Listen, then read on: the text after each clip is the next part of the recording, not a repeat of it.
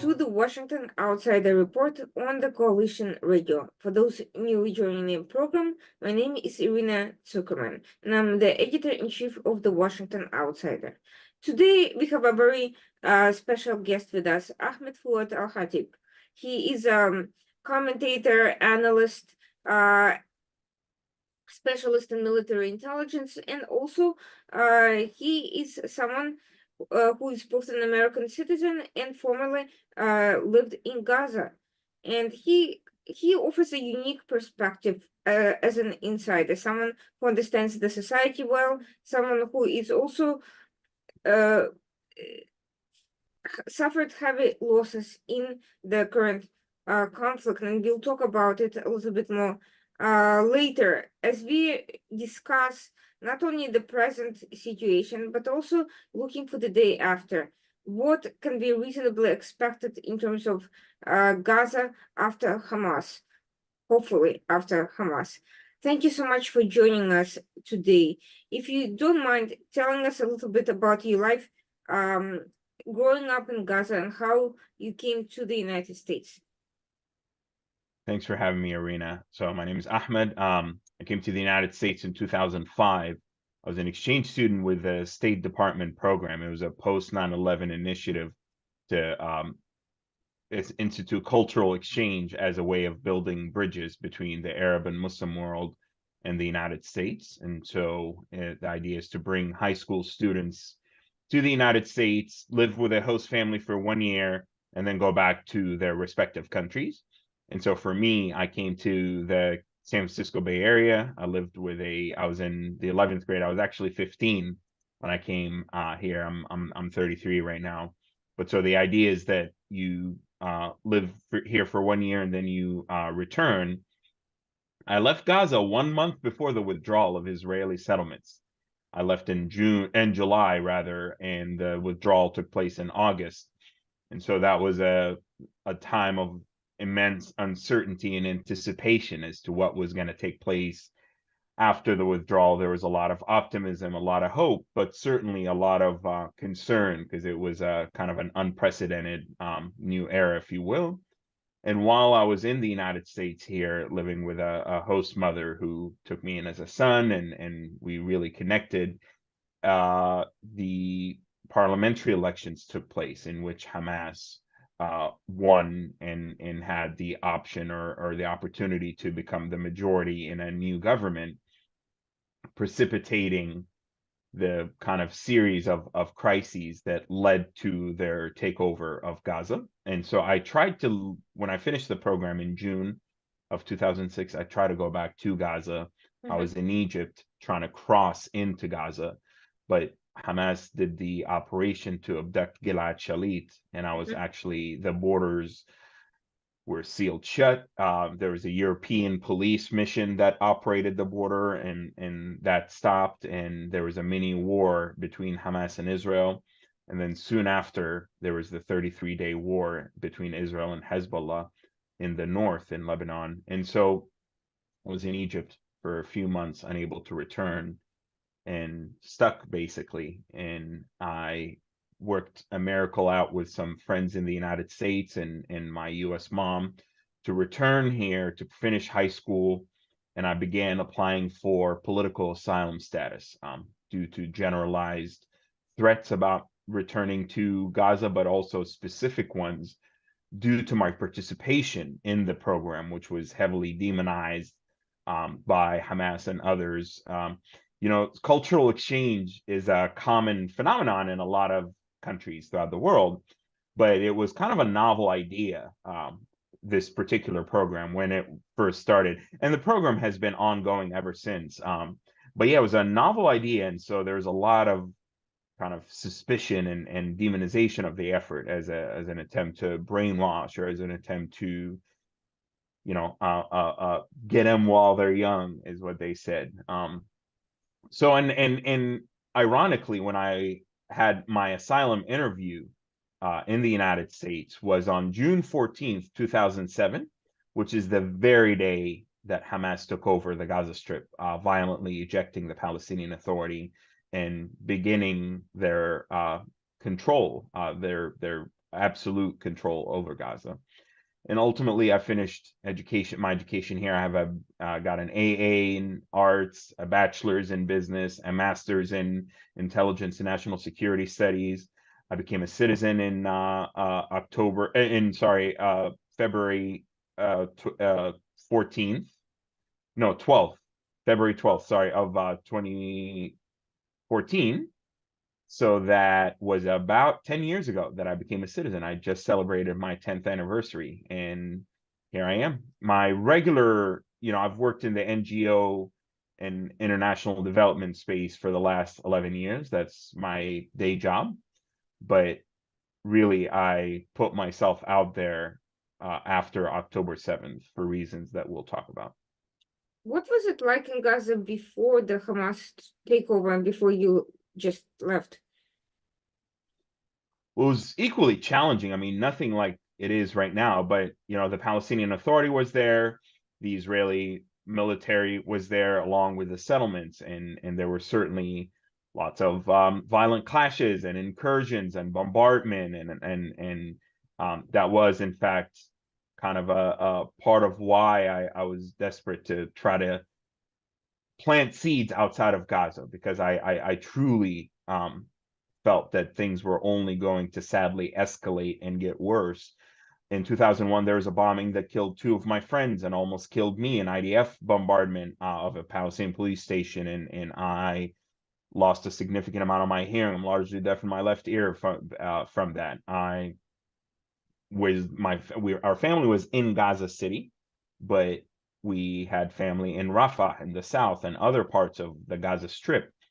And I remember vividly multiple nights that we would go, or multiple times rather, that we would regularly go to Rafah, and there'd be military incursions, and it was a particularly difficult time. But I also do remember our family moved back and forth in the 90s between Saudi Arabia and Gaza, and we finally moved permanently right before the second Intifada began. And so I remember also I went to UNRWA schools because I'm descendants, we're classified as refugees.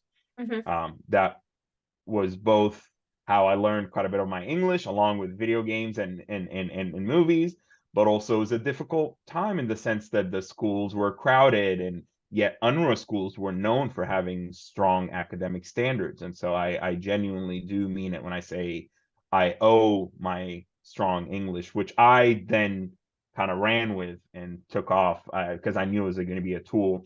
But I will also say, in addition to experiencing internal political instability with Hamas's gradual rise, the Second Intifada, the Israeli military occupation, the settlements, the checkpoints that we had to deal with regularly, there was also beauty. And I always make a point of talking about that. There is beauty and hope and optimism, and people adapt and they find beautiful times. I remember family barbecues. I remember kites. I'm a master kite builder. So we would fly kites both at the beach and at our home. This was before social media and smartphones, where you actually had to actually entertain yourself and find something other than staring at a screen to be able to engage others. So in the summer, when we would finish school, we'd have the 3-month summer time off.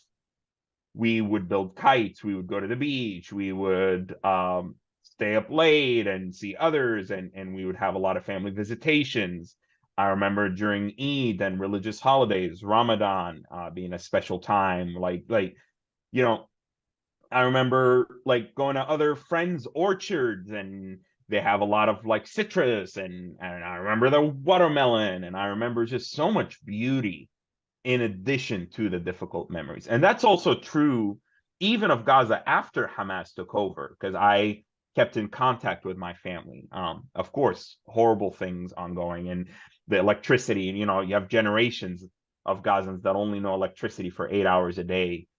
When I left Gaza, there were roughly 1.2, 1.3 million, and Gaza's population has effectively doubled since.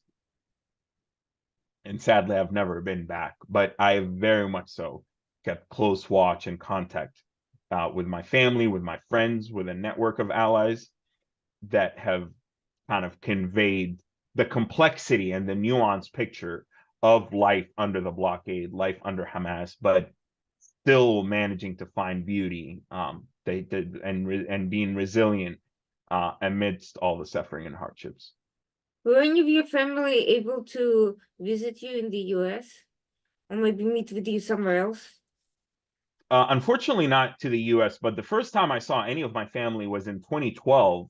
I can't or could not return to Gaza, and I don't foresee myself going to Gaza anytime soon, unfortunately. But I went to Egypt soon after the Egyptian Revolution, and one by one they came out and met me.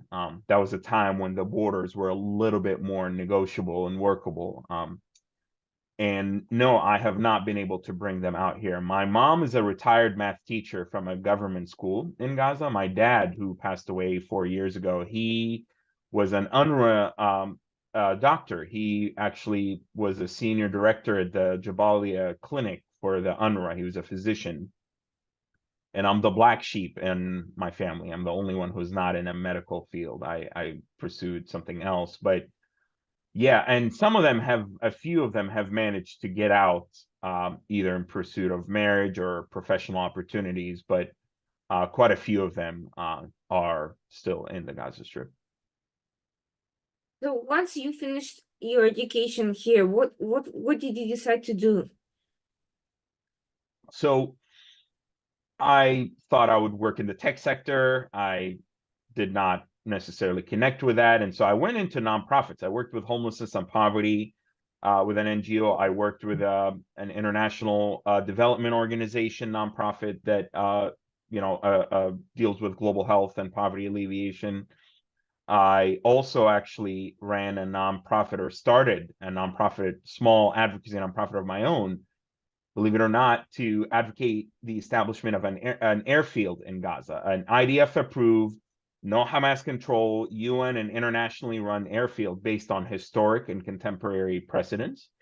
The idea is the humanitarian aviation would allow for unique cargo and the movement of specialized cargo and people in and out in a way that addresses Israeli security concerns while addressing a big slice of the suffering that people in Gaza were living due to the blockade and closures from both the Israeli side and the Egyptian side, and that is the inability to move freely in and out of the Gaza Strip. And so I did that for a few years while also working in international development and nonprofits. So what happened around October 7th? Was there anything in the air on the side of Gaza residents of your family and friends that indicated that there was a preparation for any sort of escalation? So for me personally, I absolutely I didn't predict October 7th, but I predicted some kind of an event that Hamas would undertake to try to escape the quagmire, if you will, of governance and their inability to provide for Gaza their financial problems. And that was twofold. Number one was I had heard from family and several contacts and friends roughly around August that Hamas was being faced with a serious financial dilemma because Qatar may seize their financial support to the group. So the Hamas government is different than Hamas's political entity, is different than Hamas's military entity. And so the idea was that Hamas's government, which is isolated internationally, that had relied on a hodgepodge of international NGOs providing for the people of Gaza, the Palestinian Authority sending in money into the Gaza Strip for specific services or purposes. But Hamas itself kind of ran its own parallel government with an estimated 50,000 civil servants. We're talking about policemen, firefighters, medical staff, and other kind of bureaucrats and administrators. Mm-hmm. And Hamas has always struggled to pay those people and never really fully paid them what their owed salaries, but it nevertheless relied on Qatari cash transfers that Netanyahu and himself has essentially approved and wanted to use and leverage as a way of perpetuating Hamas's control in hopes of keeping the Palestinians divided, while also thinking that he could buy stability in Gaza to focus on the West Bank issues that are relevant to his agenda, or to focus on Iran. So that was clue number one. When I got news that behind the scenes there was kind of a lot of fear on Hamas's part. I heard this in August of 2023. I knew that Hamas no longer having this, financial support, if you will, could, or at least the thought that they could lose it, and because it's an ongoing theme for Hamas is, are we gonna keep getting our money? Are we not gonna keep getting it? And then number two is there were actual protests against unemployment and the living conditions and the political conditions by Gazans in late July and early August of 2023. And so Hamas's popularity kept dipping, the people were fed up, they were tired, there were no prospects, everything was frozen. People were alive, they were sustaining themselves, but they weren't living. There's a difference between being alive and actually living your life. So that too kind of I was concerned that Hamas would attempt to do something to re-energize popularity for its program, for its MO, for its agenda, and undermine kind of the public sentiment that is critical of their continued rule. I did not expect those two things to lead to something as dramatic as October 7th, though I will never forget several years before October 7th, Ismail Haniyeh said that Hamas was building, this was years before October 7th, Hamas was building capabilities to conduct, he was vague, kind of using a combination of Arabic words between offensive and war, that would forever change the Middle East. And that comment always stuck with me, and I always thought about it as I've for years have seen the consistent elevation of Hamas's military capabilities. Though, I mean, Hamas went from being a guerrilla group to somewhat of an irregular army with very clear and established and robust command structures and division of labor, and kind of that was, so I was always thinking there will eventually be something, but October 7th was nevertheless a massive surprise to me. So, to some respect, these statements, on the one hand, we hear that, all sorts of boasting all over the Middle East about, every conflict of any kind between anybody and anybody else. You hear the boasting, we will destroy them, we will win, we will become much greater. But you're saying that there was also a consistent improvement that seemed to correspond to the statement that made it more than just the usual kind of, rhetoric. Certainly. I mean, yes. I mean, Hamas has always sold delusions that it could, liberate all of Palestine, and I mean, a lot of that was, or that its armed resistance is capable of seriously undermining the Israeli military. Now, there's some tactical truth to that in the past, as far as, I mean, the fact that the Israeli military did not ever really fully invade Gaza until October 7th. Part of that was the concern for Hamas's capabilities and Hamas's ability to inflict damage. And there's been immense surprise among both Israeli and Western military analysts and circles by how actually considerably low the Israeli casualties have been thus far. So yes, two things are true simultaneously. Hamas boasted about its supposed invincibility and its supposed ability to inflict heavy damage upon the Israeli military. while also exaggerating its true deterrence capability to prevent the Israeli military from invading Gaza. And that was actually a big cornerstone for Hamas's popularity, or the support for Hamas, is that it was believed that the group had achieved the ability to deter Israel from entering Gaza. And that's why people supported the concept of the armed resistance, because they looked at the West Bank, where the Palestinian Authority is powerless to stop the incursions of the Israeli military. So I think Hamas gravely miscalculated both the determination of Israel after October 7th to actually fully invade and essentially reoccupy significant parts of Gaza, but also the ability, the fact that Israel would apply such overwhelming force that has degraded Hamas significantly in their capabilities, even though I seriously question elements of the Israeli strategy, and I don't believe that Hamas can be fully eradicated, even if you can significantly weaken them. So you just pointed out an important paradox that for me raises many questions, because up until this point I've read a lot of analysis about, how October 7th happened and why, wasn't anyone able to prevent it.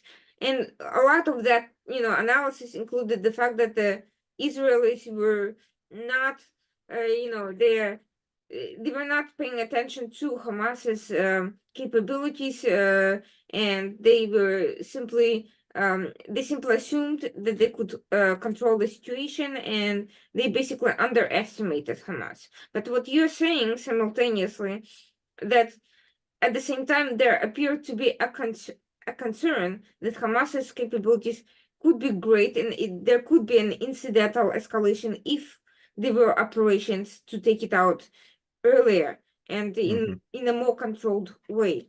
So I'm trying to figure out how these two things are possible, and not just on Israel's part, but also US and literally everybody else watching the area, certainly UK, certainly the European Union, everyone who designated Hamas as a terrorist organization. So the question to me is, how is this paradox of, on the one hand, underestimating and on the other hand, overestimating Hamas's capabilities, how is that reconcilable? Because I see the media analysis only tackling one part of that equation. Certainly. No, and that is an absolutely spot on observation, in the sense that, I mean, yes, the Israeli military intelligence apparatus, the Shin Bet, and a whole element of various elements of the defense establishment were aware of the escalating capability, or the increased capability that Hamas had. I mean, obviously, Gaza is one of the most surveilled places in the world, and it was precisely this concern for Hamas's capabilities that for years the Netanyahu government and Netanyahu himself was overly cautious. He did not want to risk losing a lot of Israeli soldiers in an attempt to take out Hamas's capabilities.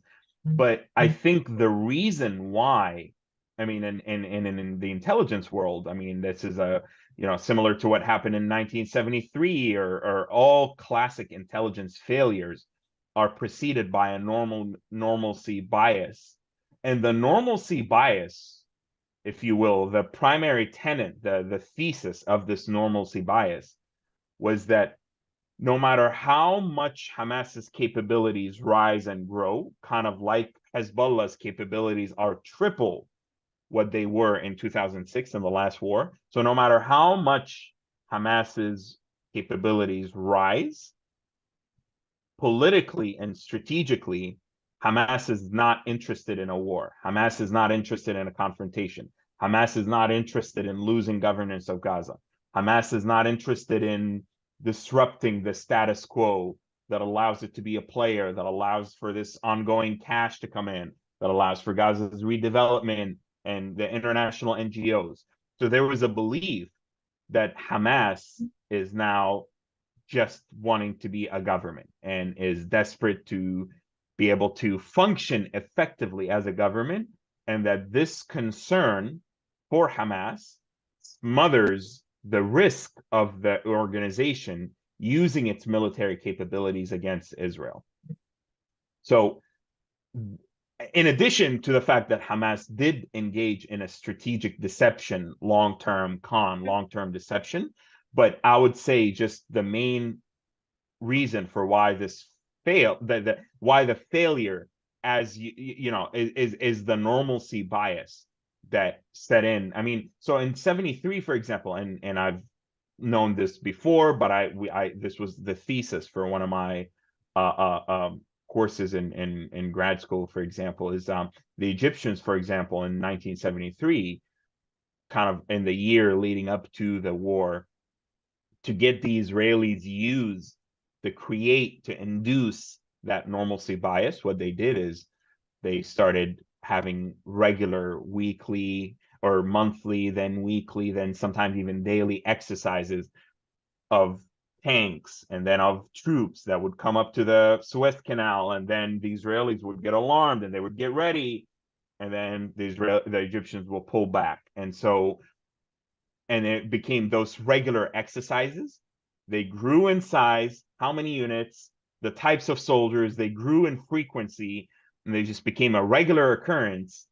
And so after a while, okay, the soldiers along the Suez Canal, just like with Gaza, the Israeli soldiers who were in charge of monitoring the border activities kept sending those reports that were being ignored by the superiors, because some of the superiors either were invested in delivering an intelligence assessment that was consistent with the political opinion, which is that Hamas is not interested in war, or some of them just didn't believe that Hamas, like they didn't actually believe that Hamas had the ability or capability to break through the fancy fence and the technologies, and that, you know, there's just no way we can't see them coming. So it's certainly something that, you know, will be examined in depth. I mean, in tiers and depth, and I imagine there will be a detailed investigation within Israel that will reveal exactly what you just said, how why the failure to both the complexity of not preemptively taking action due to fearing Hamas's true capabilities or fearing the consequences, but also believing that Hamas is just using this for show and they're never going to actually act upon their strength, their military strength, because of the governance aspect. So October 7th happens, much to everybody's shock, and you know, everything changes. What made you at that moment decide to start speaking out, and why weren't you? I mean, yes, you were doing the airport advocacy work, but it doesn't sound like you were politically involved in any sort of activity. And so, why did October 7th change that? I mean, I'll be honest with you. I mean, so it was like, you know, October 6th here at night, and as soon as I saw what took place in the evening Friday night here in the San Francisco Bay Area, I knew that this was going to be a disaster of epic proportions. I knew that this was different. This is unlike anything we've experienced. I knew that Gaza as we knew it was going to cease to exist. And several threads to me came together, as far as, like I said, I had suspicions prior to October 7th that Hamas was going to undertake some kind of a dramatic action to try to escape the lack of popularity and to deal with not the chronic inability to finance its operations. And yet, to me, this came across as both, in some aspects, deviously brilliant, and in some aspects, horrendously suicidal. That this was they knew what they're doing, but they also have dragged 2.3 million Gazans along with a disastrous adventure. I saw many Gazans, in the same way that we saw those unfortunate scenes that people point out to of people celebrating the occurrence of that. And we can talk about why people, I mean, not justifying it, but actually explaining and understanding why would someone, I mean, it isn't entirely all that shocking that many would have in fact celebrated again, we're not talking right or wrong. We're talking about people that 70% of Gazans have never left Gaza. Most Gazans have never interacted with Israelis and Jews. Most Gazans only know that's, call it the brainwashing, call it the dominant narrative, call it the idea that we're in this perpetual struggle and occupation and so, and finally, this is the first of its kind battle in which, you know, the war was taking to Israeli territory or Israeli soil. That has never been done before. The idea that after all these years of blockade and all the wars, you're able to go in and capture all these people. Like, there was a spectacle to it that was absolutely unprecedented. And yes, it was mesmerizing to a lot of people. Again, we're not talking right or wrong. Nevertheless, and obviously I think it's wrong. I think it was a disaster. I think it was immoral. It was stunningly ineffective in a variety of ways we can talk about later. But I also saw hundreds of Palestinians on social media that were extremely upset by this because they knew, first of all, some of them, they knew it was going to entail a disastrous response and reaction from Israel. And some of them thought that exactly what I was thinking, which is that Hamas did this as a way to escape their failures. Others believed that we could have made different choices and options to maybe bring about something like a dramatic change, if you will, in our realities. I knew my family was going to suffer. I knew that Gaza was going to be destroyed.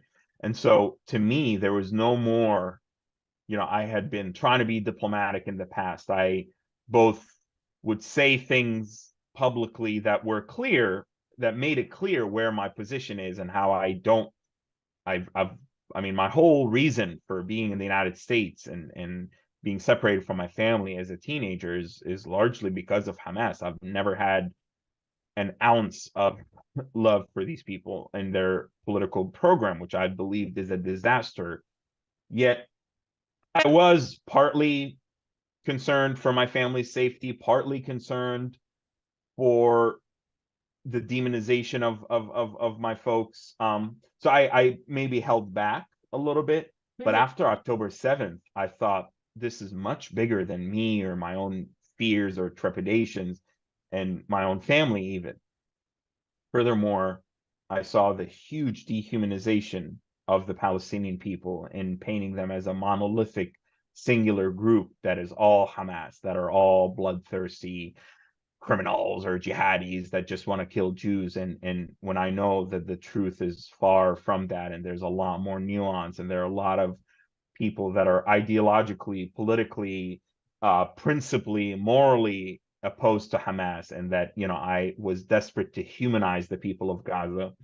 And then finally, I was also alarmed by, I think, what I think was misguided activism that I genuinely thought and felt was detrimental to the Palestinian people and to the pro-Palestine movement. I believe in having a robust pro-Palestine movement, but I didn't believe that dismissing the humanity of the Israeli hostages and families or celebrating the act as a legitimate form of resistance and glorifying Hamas and overlooking how disastrous they've been to the Palestinian people. I thought that was incredibly wrong, ineffective, immoral, not strategic, and detrimental.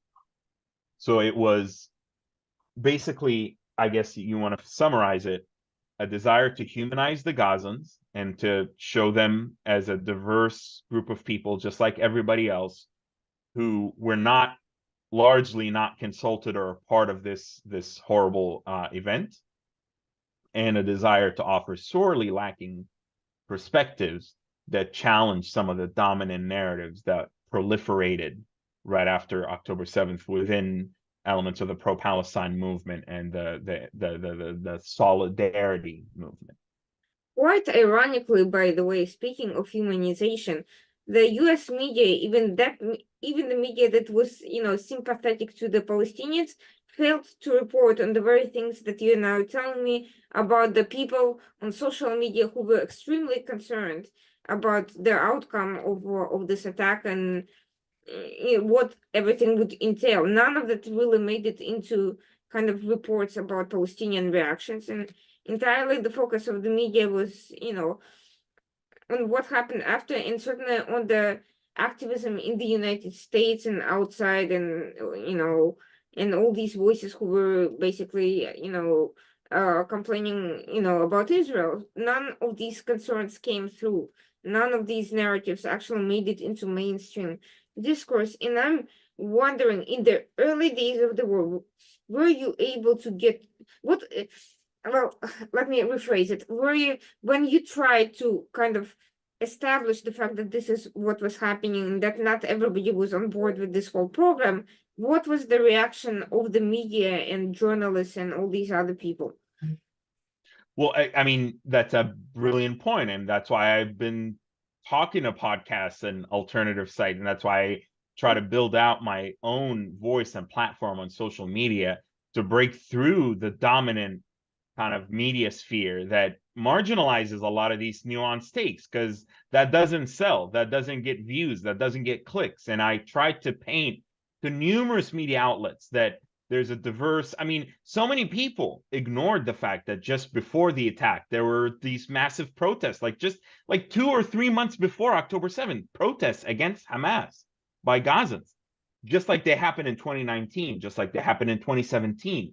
So yes, there's an absolute, I think, complicit desire for these black and white narratives that not only on the part of, I think, misguided activism, but also on the part of the media reporting, due to either, I think, sadly, and with all due respect to a lot of folks, lazy journalists. Yes, they are lazy. And I've worked with enough journalists right now to tell you that is an absolute truth. And I don't mean it in like a high school, like, oh, you're lazy. I mean, actually, like, not wanting to spend the time to actually truly read source materials in Arabic, go back and do detailed dated, searches before October 7th. Believe, like, every time I would tell people, I'm talking to Gazans, to people on the ground who are opposed to this, who are against this, they don't believe it. They're like, well, have them come out on camera and tell me that. And I'm like, oh yeah, so that they get a bullet to the head from Hamas, or so people fear. So like, they didn't want to believe me. They were like, some of them were like, we need receipts, Ahmed. You're claiming there are some Gazans who are opposed to Hamas. We need receipts. And it's like, I honestly, some of it, I almost thought it was like pretty prejudiced and racist to believe like, y'all are the same. Y'all believe the same thing. There could not be any diversity. It's like, okay, like to an outsider, people will look at Russia. I mean, if you look at polls, like polls in Iran or Russia, or like, why haven't the people of North Korea or Russia or Iran or Belarus been able, or Eritrea been able, or Syria been able to overthrow their dictators? Or why do we see numbers that show satisfaction with Putin or whatever? Whether or not you like Putin, that's your prerogative. I'm just saying, in a lot of these authoritarian societies, it's like easy to just paint them as all loving the Ayatollahs, or all loving Lukashenko, or all loving Putin, or all loving Assad. And I just think that's such a terrible way about to go about understanding this. Number two is I think it wasn't helped. What really, and this is part of why, again, I've been very critical, like, if there was a willingness to maybe entertain the thought that, okay, Gazans are diverse, they don't all support Hamas, regardless of the numbers and how many of them do and how many, just on principle, a lot of what we saw in the Western world and in other parts, I mean, it's Hamas's propaganda succeeded in brainwashing a lot of people in the Arab world and in the Western world. At a time when Gazans were turning against Hamas, the propaganda succeeded. And we saw those polarizing protests, and people putting the red Hamas triangles on their profiles on social media, and people having the parachutes, and people having the imagery that glorified, that break through the Israeli fence, and this unwillingness to believe that Hamas committed atrocities. And there was some reporting that, yes, some Israelis were killed by the Israeli military mistakenly or even deliberately. Some Israelis were killed by what you would call friendly fire. I think that absolutely happened, but that doesn't take away from the fact that horrendous atrocities took place, and there's an abundance of videos showing summary executions, beheadings, shooting of Thai and African migrant workers, shooting of women, attacking those people at the Nova Festival and elsewhere. Like, so unfortunately, the unwillingness to recognize the atrocities that took place by the part of by a large number of supposed, pro-Palestine activists early on. I'm not even talking after the war started and we started seeing horrible images coming out of Gaza.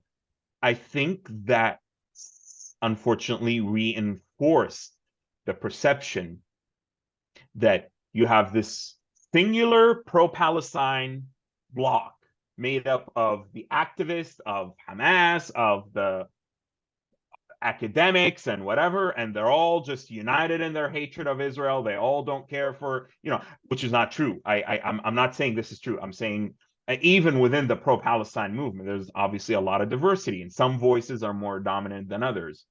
But I also will leave you with this on this point is, I find it distressing that I am one of the few, Palestinian voices in the English-speaking world that are very overtly and unequivocally clear in that, yes, I'm pro-Palestine, and I believe I want to speak out against the injustices and the crimes and the mistreatment of the Palestinian people and the occupation, but I am also vehemently anti-Hamas, anti-violence, pro-peace, pro-coexistence, anti the inflammatory rhetoric that gets us nowhere, the inflammatory feel-good activism that demonizes people and demonizes the Israelis and refuses to engage the other side and refuses to pragmatically think about a path forward beyond these maximalist slogans. So it's all connected. The media, unfortunately,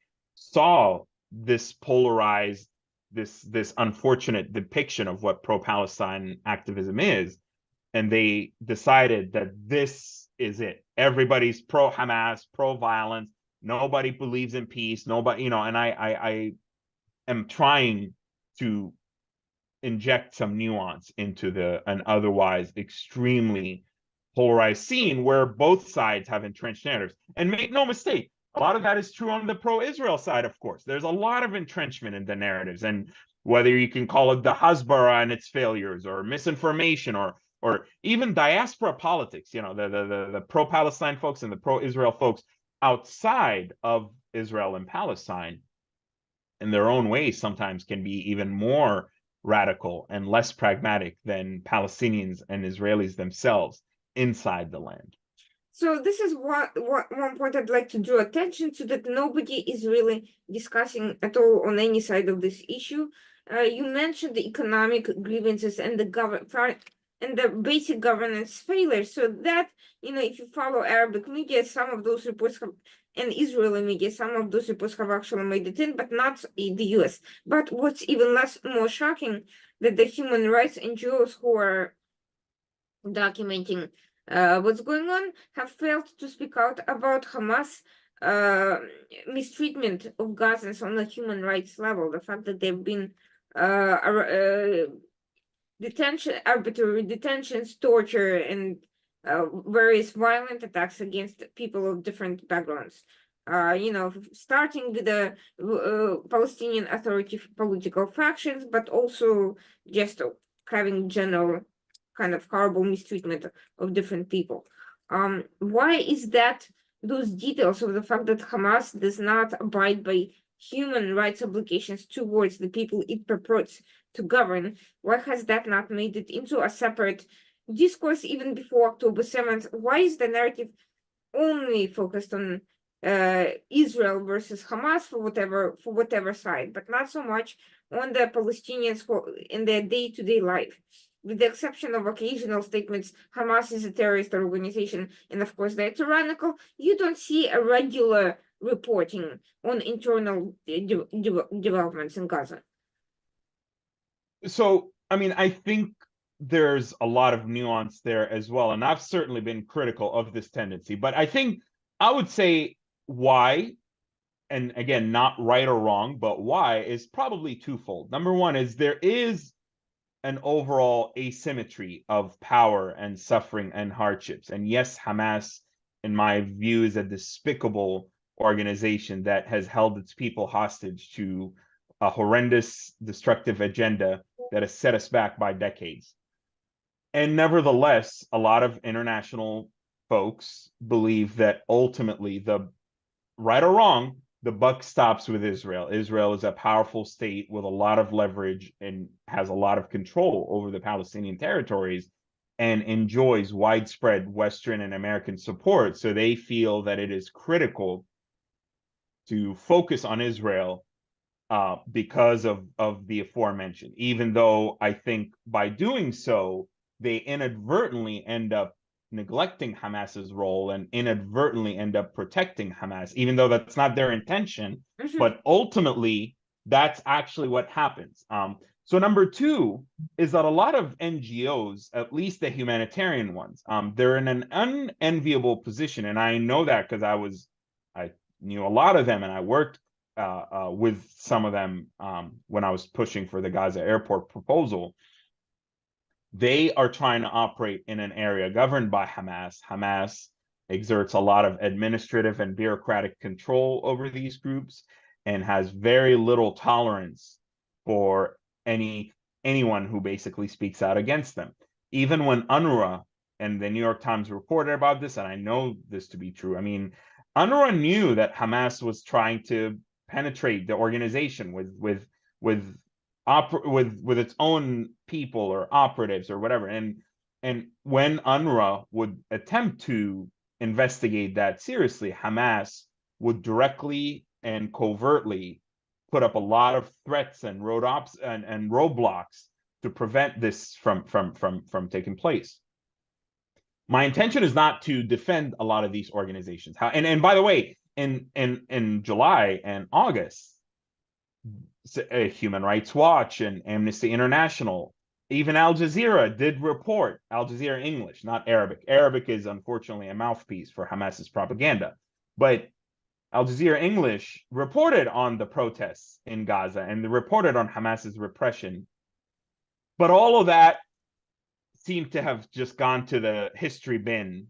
And after October 7th, there was no willingness to weave in those diverse, threads, if you will, that Hamas unfortunately continues to hold its people hostage by refusing to, engage in pragmatic and realistic peace talks. I mean, basically, not peace talks, sorry, ceasefire talks, I meant. Hamas right now, all they're trying to do is basically go back to October 6th. There's nothing about Jerusalem that's going to happen. They're not going to get all of the Palestinian prisoners released. So that begs the question of why do October 7th in the first place? If all you want is the withdrawal of Israeli troops and tanks, okay, well, the Israelis weren't there on October 6th. The reconstruction of Gaza, okay, well, Gaza was built up. It was not destroyed on October 6th.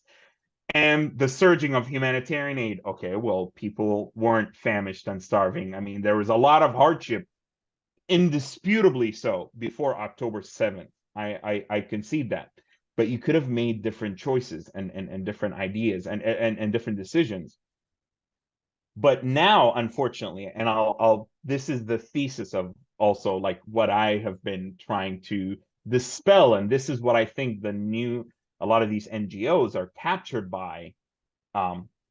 There is this mistaken belief that now is not the right time to talk about Hamas, that now is not an appropriate time to talk about their criminality, to talk about what they're doing in Gaza, to talk about their authoritarian and totalitarian rule, to talk about the oppression of women, and talk about their kind of Islamization of the society and the brainwashing of younger generations. And the summer camps and you know the just the propaganda that has poisoned the discourse and the different tiers of it, the administrative, the bureaucratic, the governing part. I mean, the fact that Hamas has abused a lot of international aid that has gone to Gaza that could have absolutely made a difference. And it is a fact that a significant amount of that, or some of it, or I'm not going to say all of it, but a significant amount was diverted to Hamas's activities instead of going to the people. There's a belief that now is not the appropriate time, a belief by pro-Palestine folks, by people who work in the NGO sector, because the scale of the destruction and the tragedy and the killing and the death by the Israeli military, including of my family member, is so awful and horrendous that nothing else trumps that. I disagree wholeheartedly. I think it is entirely, I think that Hamas and Israel's actions are inseparable. I think in a way, and I've said this openly and publicly, that Hamas and Netanyahu and the right-wing regime in Israel needed each other, and that they fed off of each other, and that you cannot criticize Israel without criticizing how Hamas has allowed elements, not all, obviously, elements within the Israeli political elite and political sphere to keep the Palestinians politically separate, to keep to weaken the Palestinian Authority and allow Hamas to get those suitcases full of cash. Hamas right now could make different decisions, like releasing the hostages, like agreeing to a long-term 5 to 10-year truce, like agreeing to allow for a new, fundamentally new government to enter Gaza. Hamas right now could make decisions to actually stop the war and improve the prospects of the Palestinian people. You have to talk about Hamas right now. There will never be an appropriate time, because there's never the right time to talk about Hamas. Before October 7th, a lot of people were like, oh, well, people are living in a blockade, or a lot of NGOs were like, oh, well, we're just trying to provide aid. We don't want to rock the boat. There will never, Hamas has made it impossible to find the right time to criticize them. So to me, Right. I think it is a disservice, an actual disservice to the Palestinian people, to the urgent and just aspirations of the Palestinian people, to not expose Hamas, to not show that this is an entirely avoidable war that they started. Yes, the conflict didn't start on October 7th. Duh, that goes without saying. This is an entirely avoidable war that Hamas started, that Hamas aligning itself with disgusting regional players and nefarious players like Iran and the Houthis and the Shia militias in Iraq and Hezbollah, that Hamas could have made different choices. Hamas could have embarked on a different program. And, you know, ironically, it's like Hamas sabotaged Oslo, but really now they ultimately, even though they, you know, go back and forth on a two-state solution, they ultimately just want the Oslo two-state solution. So, like, this is the tragedy of the Palestinian leadership is, you know, in 1948, after that, it's like, oh, well, we wanted to go to the 1947 partition. After 1967, you know, we wanted, to go back to the 1967 borders. And now in Gaza, after October 7th, we just want to go back to October 6th. How much longer are we going to go on like this with horrible leadership? We tried it with a pan-Arabism of Nasser. We tried it with a secular and leftist PLO and PFLP and those resistance groups. And we've been trying it for 3 decades now with the Islamism of Hamas. And yet they make the same mistakes. The more they resist, the more Palestinians get killed, the more land is lost. How much longer are we going to go on like this? So no, it is not treason. It is not, you know, people, of course, as you can imagine, attack me on both sides, but especially on the Palestinian side. And you're a Zionist bootlicker, and you traitor, and you sell out, and you this and you that. And I mean, aside from the fact that these are despicable personal attacks, I actually think it's the opposite. Like, it is precisely my love for Palestine and precisely my support for my people and my desire to save what can be saved that I want to normalize criticism of Hamas, that I want people to wake up and read the history and learn beyond the 240 characters on Twitter or the 30-second TikTok videos or the short little posts. Nobody reads books, nobody reads news, nobody reads anything. People just go off by sound bites and by videos of what's happening, which is horrible. But nobody wants to do the uncomfortable digging and to formulate the perspective or to listen to actual Palestinians. Not just myself, but there are many Palestinians who, I speak for myself, but there are many Palestinians who hold the views that I do, but either they're afraid to speak out, they're talked over, they're accused of treason either by Hamas or even these Western activists, So that's why I think, unfortunately, Hamas has been shielded and protected from overdue criticism and exposing its destructive role to the Palestinian cause and national aspirations. And it's time that gets exposed. So ironically, Hamas has, whenever asked, has rejected the two-state solution. They keep putting out these, it's standard Islamist slogans about, getting rid of Israel completely and so forth. Obviously the Biden administration has rejected that. They said that they want Hamas gone from power. They want, they're pushing for the two-state solution, but they're pushing for the two-state solution right now. And right now, Hamas is still there. And ironically, Hamas is in Rafah, and U.S. is opposing, efforts to, get them out. And unless they're taken out militarily, I don't see why they would leave. Nobody's, they're quite comfortable surviving and trying to survive to fight another day. But the bigger question is, I am seeing several contradictory goals being pursued politically simultaneously with respect to Gaza. On the one hand, there's this need to get rid of Hamas, get the hostages released, put an end to fighting. On the other hand, there is this need to de-radicalize society ideologically, to get rid of this indoctrination and to refocus on pragmatic governance at the very least, and some sort of a coexistence. On the third hand, there's this effort to create a cohesive Palestinian nation building that so far has, which means a unified government of some sort, but and simultaneously all of these things are happening at once, and I don't really see how you can pursue all of them when some of them are contradictory. You don't want you don't want Hamas ousted from Rafah, but you want a two-state solution, and the two-state solution with whom? Israel, on the other hand, meanwhile, is pushing for local clans and local administrators who are opposed to Hamas to take on at least some of the authorities, but that process is not being widely discussed in the United States or Europe. And the question is that a better option than all these, things that seem to be catering to the local pro-Palestinian groups and not necessarily to Gazans? Is anyone actually asking Gazans how they see a future society beyond Hamas? And what do you think is a path towards reconciling all these contradictions? So yes, I mean, yeah, that was a whole lot you just mentioned there. And I think the challenge is that there has been a dismal failure. Now, for 2 months, the Netanyahu government has failed to come up with a cohesive, publicly articulated plan. I'm not talking about them revealing their battle plan. I'm talking about a viable, real plan like the UN and the United States and the NGOs and everybody has been saying. You cannot launch a military operation in Rafah where a million and a half have been squeezed.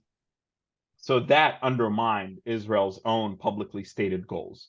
That the indecisiveness, the indecision, the lack of action, the kind of like not having a vision. I talked to people in DC involved in the behind the scenes, and they're like, the Israeli government cannot see beyond 5 days out, from where they're at right now.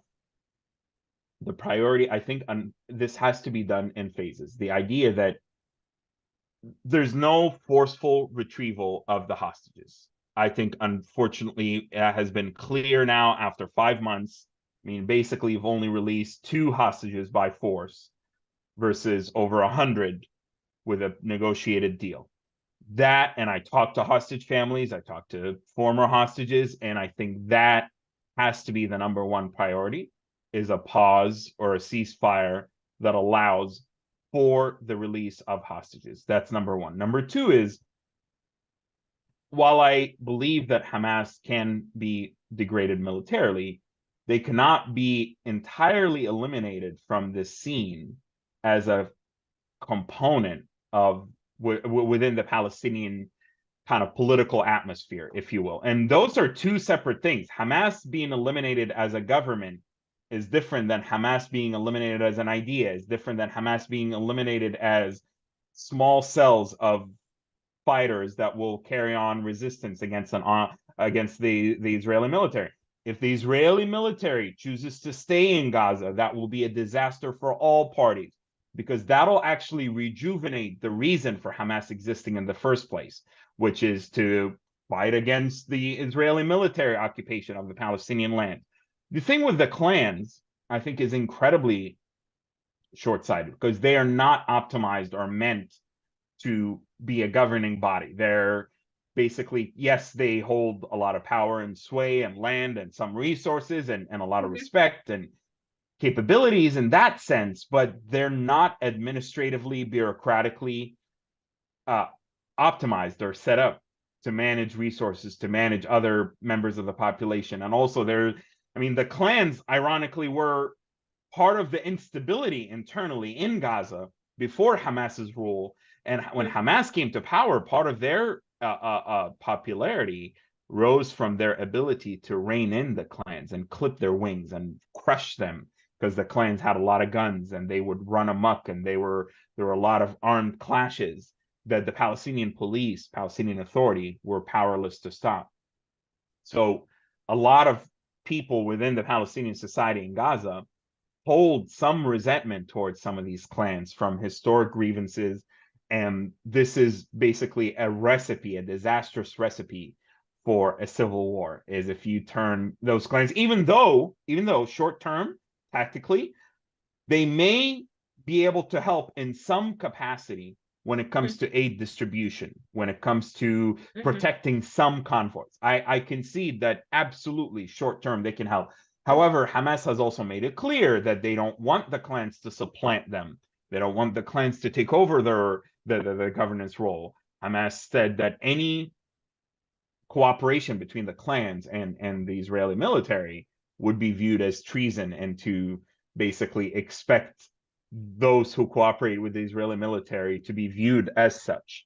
So that's why I believe that there needs to be an interim provisional alternative to Hamas that is not the clans, and that is either in the form of a mixture of Arab provisional peacekeeping force, particularly from nations that are friendly to the to Israel, or have friendly relationships with Israel, like Jordan and Egypt, and certainly the United Arab Emirates, as well as actually training a new professional force, not just a Palestinian Authority professional force, that the United States already has a role in training a lot of Palestinian Authority people that out of the embassy Jerusalem. There's a 3-star general security office that works with Israelis and Palestinians on security coordination issue.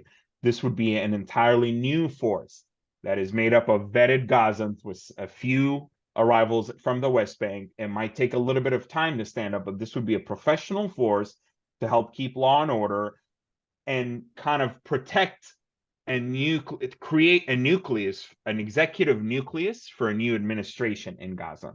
Because again, you're going to need the bureaucracy, you're going to need the administrative arm to be able to run the medical and educational systems and just do the basic functions. You need security for incoming aid.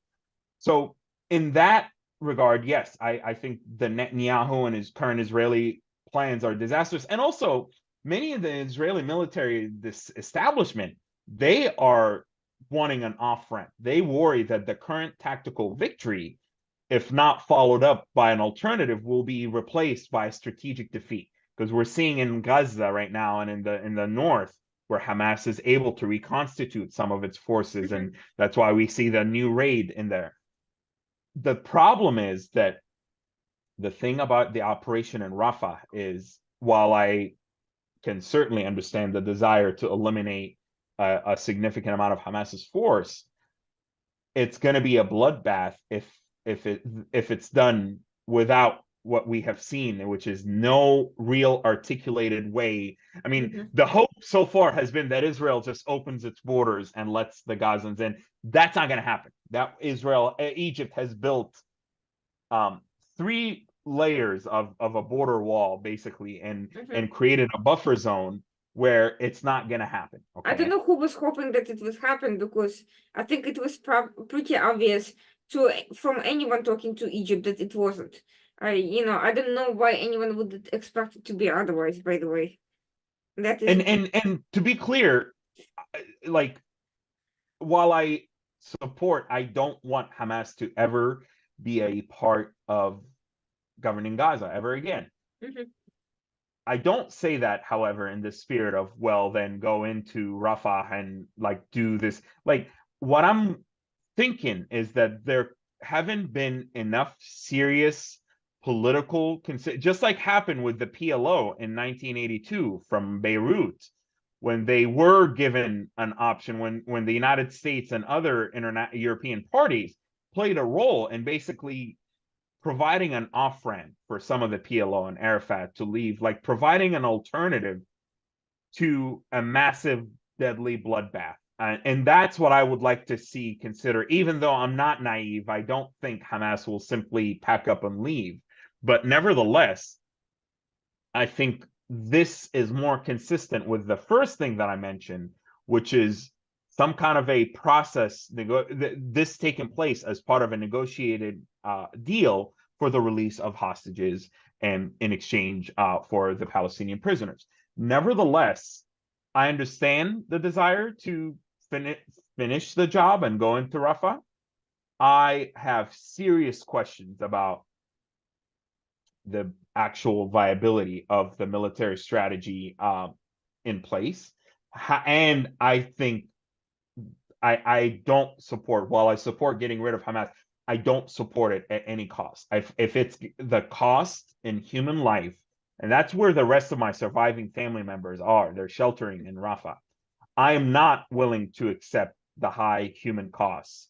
And even as I want there to be a political process, coupled with a ceasefire that triggers political transformation, so that Hamas doesn't just go back to how things were before, as we've seen in all the previous wars. And just a final quick note, I mean, while I understand why people are resentful of the idea of the Biden administration and the Europeans recognizing a Palestinian state, thinking that somehow rewards terrorism, I wholeheartedly disagree with that opinion. I think actually this could be a huge motive. I mean, all wars end with a ceasefire and an agreement. I mean, peace between Egypt and Israel took 4 to 5 years after the 1973 war.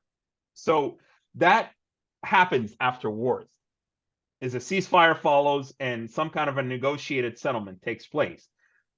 Even if, unfortunately, in this case, this war was started by an atrocious massacre against largely innocent Israeli civilians and in their own home and the way they were captured. So I think that this would actually inject new life into the negotiation. We saw in a poll yesterday where and I've never fully believed in these polls in the Palestinian territories, particularly in Gaza, but nevertheless, it showed increased support for the two-state solution, decreased support for armed resistance, and increased support for negotiations as a political strategy. And I think after the humanitarian suffering and the destruction in Gaza, there actually is a willingness to try something else. People are tired of war. People are tired of violence. People want something else, even if they're not verbalizing it and we hate Hamas. But that sentiment of we hate what Hamas has become to symbolize, which is a war every few years, is absolutely held by a huge number of Gazans who are turning against the group in droves.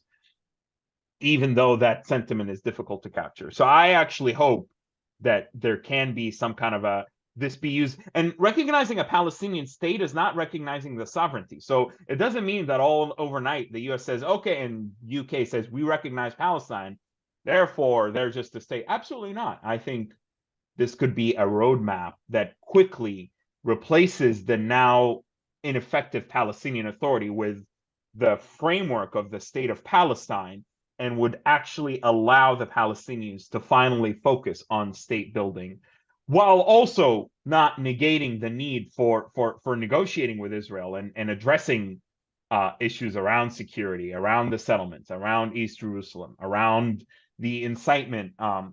And finally, I will say that, yes, I personally believe there are two things can be true at once.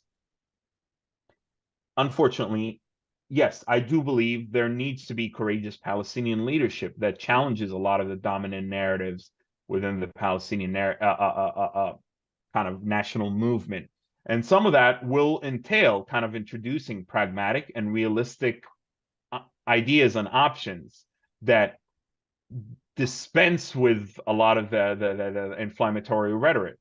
I will also tell you for a fact that people are a product of their environment. And while brainwashing and propaganda are absolutely a problem, it is also a fact that the continued expansion of settlements in the West Bank and the injustices and the violence by the settlers and the army and the conditions in Gaza and the sense, like, yes, there are legitimate grievances that are induced by direct and deliberate Israeli policies that must also be addressed in parallel with this attempt to de-radicalize. And there has to be a better word. I don't have it yet. I'm working on coming up with that, because that word de-radicalization just carries so many notions and connotations and I want to say almost stigmas.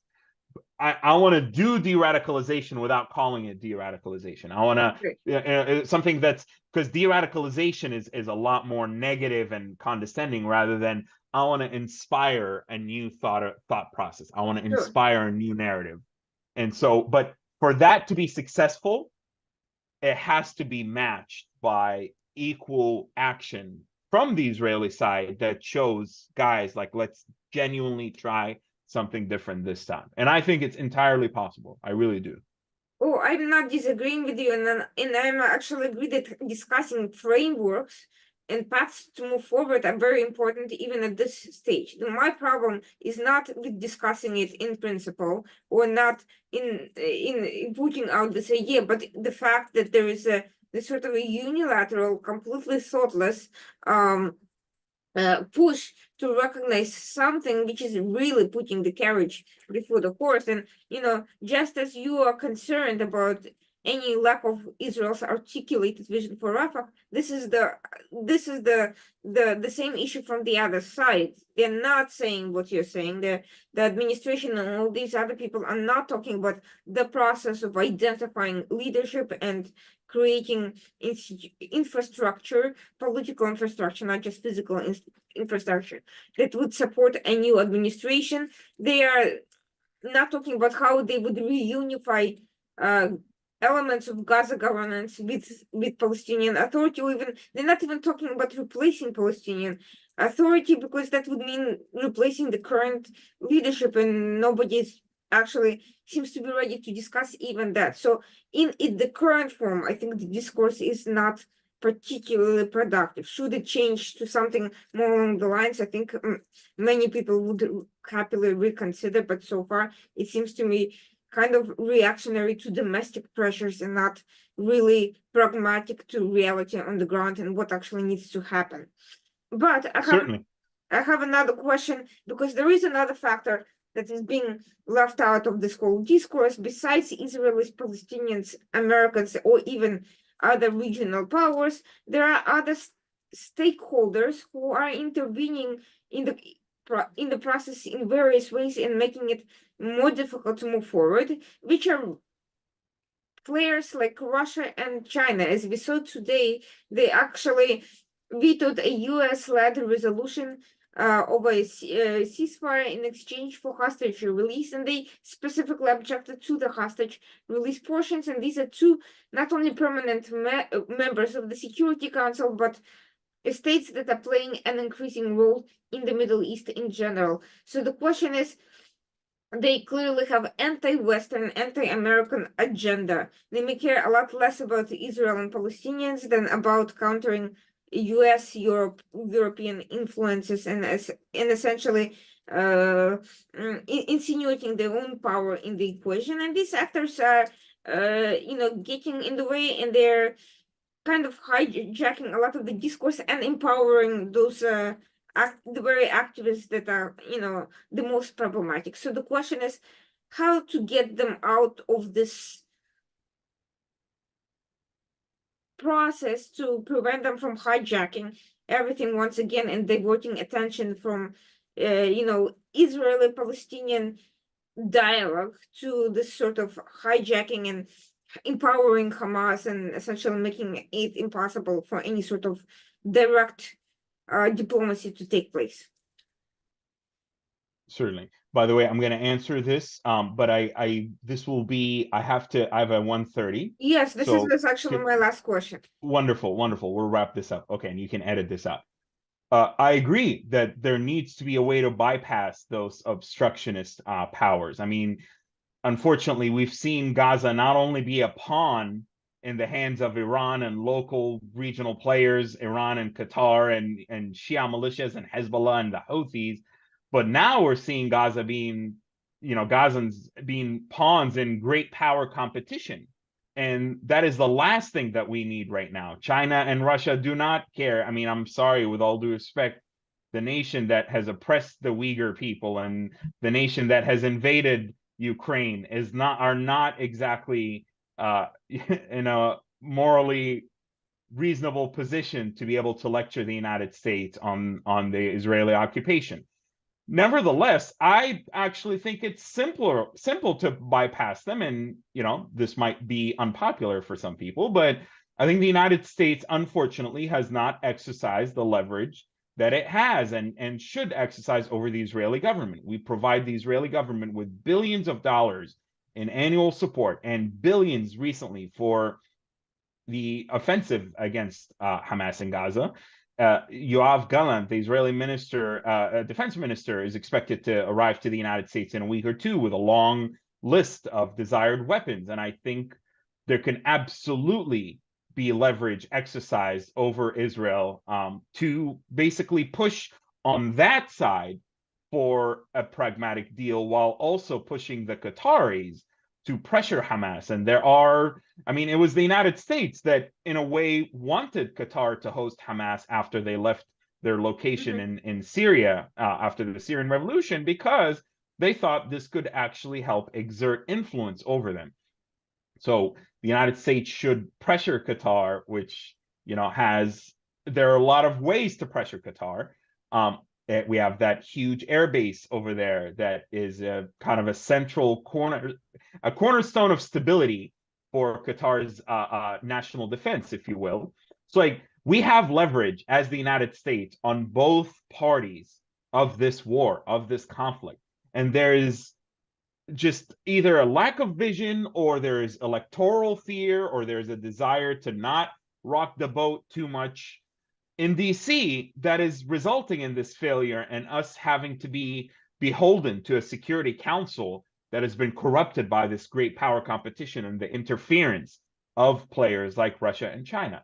So I absolutely think that the United States unilaterally can actually exercise its own leverage over the relevant players to bring about this shift and to bring about this ceasefire for the release of the hostages, knowing that while it is temporary, it can absolutely be used to build towards something more sustainable, either political transformation and an off-ramp for Israel and Hamas, or the release of all the other hostages, or the introduction of the idea of the peace force from the Arab countries or the Palestinian Authority, and certainly, and most critically right now, to prevent the famine and the hunger in the north, to surge aid to the north, to surge aid, to provide security for aid, to ensure enough aid floods the area so that it's not just all stolen or taken over by Hamas or criminals or resold to people in the black market.